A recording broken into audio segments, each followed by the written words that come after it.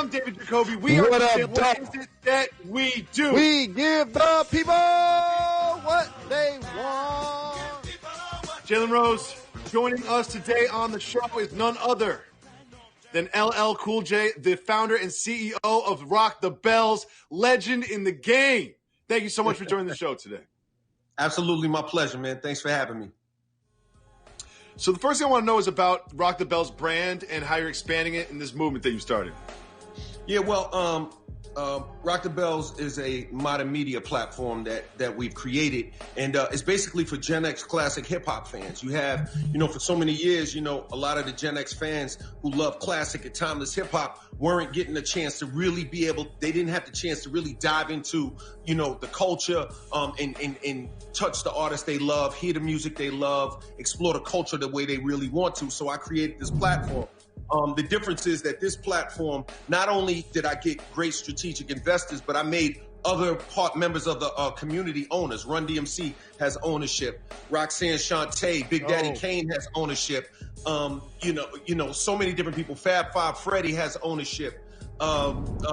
It's Salt and Pepper has ownership. I just wanted to make sure that we not only did something phenomenal for the community that was Black owned, but really gave the classic hip hop culture an opportunity to own something that they built for the first time. Because for so many years you had all these mega trillionaire corporations, they were the ones that were always benefiting off the culture. So now when you go to rockthebells.com, not only can you go to the Commerce Hub and buy all kinds of products, anything associated with hip hop, whether it's a do-rag or, extensions for your hair. Not only can you do that, but you can go there and read about Big Daddy Kane and read about Kool Herc and read about, where this hip hop culture started from and really learn about the culture as a whole. So we're just controlling the narrative. History is written by the winners, and I wanted to do something great for the community and great for the culture.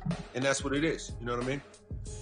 Ladies love Cool J. So Bubba Wallace shows up at work, and he's a NASCAR driver, and he just has a noose in his personal area. Yeah. What do you feel like NASCAR should do about their racism issue?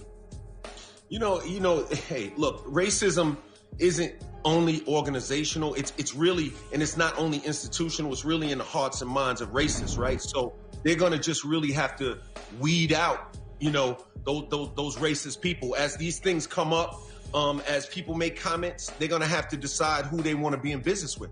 And, at the end of the day, he made a statement. It was a positive statement, and he shouldn't have to, go to work and find a noose, in his car or a noose, near his property. I mean, this is just, systemic racism, and institutional racism in general starts in the hearts of people.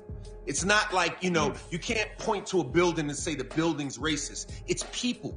You know what I'm saying? It's the individual. So we really have to take a look at it. And I also think that we have to take a stronger look at implicit bias, because I think that there are a lot of people who may not consider themselves racist, but tolerate certain things that they shouldn't. But it's good what I will say on the positive side is it's good to see so many people of all ethnicities on the right side of history now really putting their, themselves on the line and stepping up and saying, you know what, we're not into that anymore. We recognize it, we see it, and we're not with it anymore. We're going to stop it. Well, I mean, it's not a sprint, it's not a marathon, it's a lifetime commitment to fighting social injustice and sort of undoing the systemic racism. And it's going to take contributions from everybody, including NBA players. Now, there's a little bit of debate from NBA players is, should we go into the Orlando bubble and play basketball? That might distract from this movement. That might not actually help the movement, might hurt it.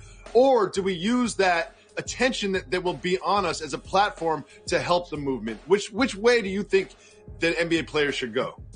I think it really depends on how they would use the platform, right?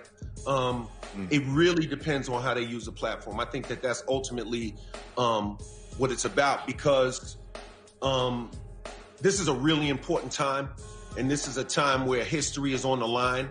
If we look at history and we take somebody like Muhammad Ali, a lot of his greatest social work was done when he was, which was one of the big travesties, when he was stripped of his title, stripped of his belt, and wasn't boxing, right? That's when he made a really huge social impact. So, looking at history, there's something to be said for the idea of not playing and focusing on the social injustices that are going on from a precedent standpoint. You know, when you look at how Ali made the impact. Now, that being said, there are, I'm sure, some players who need to feed their families. Everybody's not in the same financial position and doesn't have the same luxury of laying back. So, you have to take that into consideration as well. So, I think that, the Players Association really has to take a hard look at it. Do they want some of the players to play and not all of them? Do they want to, give out some stipends? Do they want to just, is it time to just sacrifice? You know what I mean? Because real people, around the country, they're suffering for real. They don't have, these salaries. They don't have, all the luxuries of, maybe I'll go to work and make $1 million. They're like suffering. You got people living in the projects. You know what I'm saying? Like, it's tough. So I would say that the focus needs to stay on the movement. But I do understand there is something to be said for using your platform to move it forward. But I would say, you got to focus on the movement right now. The movement is what's important, because 200-300 years from now, we're going to be remembered for how we address this moment and how we deal with this moment, not for how many points we score. Absolutely. And as a seasoned vet, an activist, a philanthropist, an actor, an entrepreneur, can you talk to our audience about the power of the dollar? I saw a stat that it stays in our community for 6 hours. And you just acknowledged some of the players will need to go play because they need to feed their families. So in other words, if money wasn't an issue, you take that power and you use the platform the way you see fit. Can you talk about how change is now happening because Black voices have now realized the importance and the power of the Black dollar? Jalen, let me tell you something. The whole reason I started rockthebells.com, and I mean this sincerely, is about empowering our people. It's about building something for the future. It's about giving the people who built the culture an opportunity to participate in capturing value. All right. So economic empowerment is absolutely key. And a lot of times it's not about, making $1 zillion. It's about not living above your means. It's about, not seeing how many diamond chains you could buy and how many cars you can have. It's about kind of keeping life simple. But economic power is super, super duper important. I mean, the Generation X, from what I understand, just the X in general has about $2.4 trillion in buying power. A certain portion of that is Black and brown, women. I mean, look, we have to support our own. You know what I mean? To not go to check out, a Big Three basketball game is a travesty. To not, go and support, go on rockthebells.com and buy products is a travesty. We have to support our own, and we have to be economically empowered. And that comes from just keeping the money and letting it circulate. Now, mind you, this is not about being excluding people. I think that, I think Black people in general, we want to participate in capitalism in America and be part of, what's going on in America. We're just saying, don't push us out. We're not saying that nobody else can be included, but we want to be included as well. And it's not only about having a seat at the table, it's about having your own table. You know what I'm saying? So I would just encourage people to participate, to support our own. Yes, you can still, we're not trying to do anything and say you can't buy anything from anyone else, but buy some, let's go to these Black businesses. Go from the Black restaurants. Buy some of their stuff. Buy from Black clothing lines. Spend your money with them. We don't have a problem with all of the high-end, companies out there. It is what it is. But let's support each other as well. And I think that'll make the country better. I think if the Black community and the brown community, if we really support our own, it'll only be better for the entire country. You know what I'm saying? It makes the country better. It's a better narrative for the country as a whole.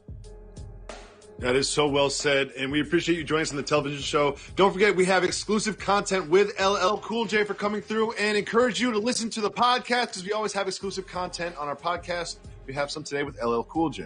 Jalen, we have some big news. Dak Prescott is going to sign a $31.5 $34 million franchise tender. However, he has until July 15th to work out a long-term deal with the Cowboys. Do you think that signing the tender will hurt his leverage in getting a long-term deal done? I think it helps his leverage, and it furthers the relationship in acknowledging that you're negotiating in good faith. I appreciate that I'm going to get a substantial raise, and so I'm going to sign my franchise tag. However, if we don't get a deal done by July 15th, you might as well flip over the hourglass and Kirk Cousins style 3-2-1, unless you pay him to be there so very much that he can't turn it down. He's going to be looking to play elsewhere, and that's how I think this plays out if they don't get a deal done. I mean, $31 million is a very good number to play quarterback in the NFL. However, when you only get it for 1 year, you can only get franchised twice. I really want to see the Cowboys and Dak work out a long-term deal before July 15th because, injuries can happen. And it seems like he's been playing for his next contract for the past 3 seasons. I don't want to see him have to do it again. But the question is, who is he going to do it with? Jamal Adams of the Jets has told ESPN's Rich Cimini that he wants to be traded. Interesting. Now, if you don't watch a lot of Jet games, you might not know just how good Jamal Adams is at football. He's one of the best players in the league, easily the best player on the Jets. But when he was riding around Texas, here was an interaction that he had with a fan. What's up, bro? Hey, what's up, bro? Hey, you coming to Dallas? Hey, man, I'm trying, bro. He's trying to get to Dallas, Jalen. What do you think? First off, them throwback G-Wagons still so very dope. The other thing is NFL players are going to mirror NBA players based on the fact where they get picked in a type of organization during their rookie deal. If you get drafted by my Lions or probably the Jets, see Darius Slay, for example, after your rookie deal, you're trying to bounce. In his case, you see where he is? Trying to roll with the Cowboys. They just drafted well. They just took care of most of their players. Dak signed a franchise tender. They're going to be on TV in every conversation about the NFL. So he's trying to roll with the Cowboys star. Sorry, Jets. Get a deal done. Pay him to stay. Like the Cowboys going to have to do that.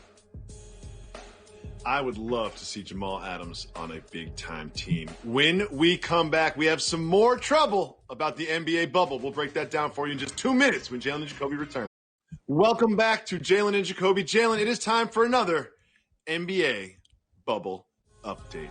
The latest is this: as corona cases spike in Florida, the NBA looks to head to Florida.